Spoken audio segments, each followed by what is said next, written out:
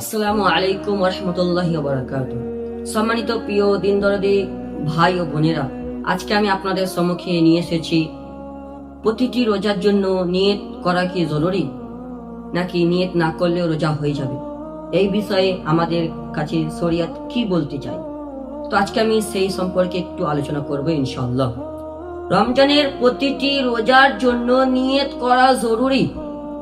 আর নিয়তের বাংলা অর্থ হলো মনের ইচ্ছা ও সংকল্প। মুখে উচ্চারণ করা অর্থাৎ জবানের দ্বারাই বলা জরুরি নয়। যদি আপনি শুধুমাত্র অন্তরে দৃঢ় ও সংকল্প করলেই হয়ে যাবে, অর্থাৎ মনের ইচ্ছাতে ও সংকল্প দ্বারা যদি আপনি করেন তো তাহলেই রোজা হয়ে যাবে। অনুরূপভাবে আরবিতে নিয়ত করা জরুরি নয়, কেননা বাংলা ভাষায় নিয়ত করলেও হয়ে যাবে। যেমন অন্যান্য নামাজ ও ইবাদতের সমস্ত ক্ষেত্রে একই বিধান। সুতরাং মনে মনে এইভাবে নিয়ত করবে যে আমি আজ রোজা রাখার নিয়ত করলাম।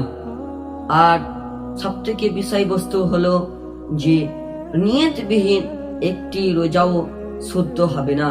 আমাদের প্রতিটি রোজা, প্রতিটি ইবাদতের নিয়ত থাকা জরুরি।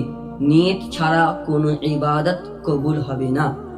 বুখারীর প্রথম হাদিস, যেটাতে ইমাম বুখারী রাহমাতুল্লাহ আলাইহি শুরু করেছিলেন, ইন্নামাল আমালু বিন্নিয়াত, যে আমলের দার ও মাদার নিয়ত হে।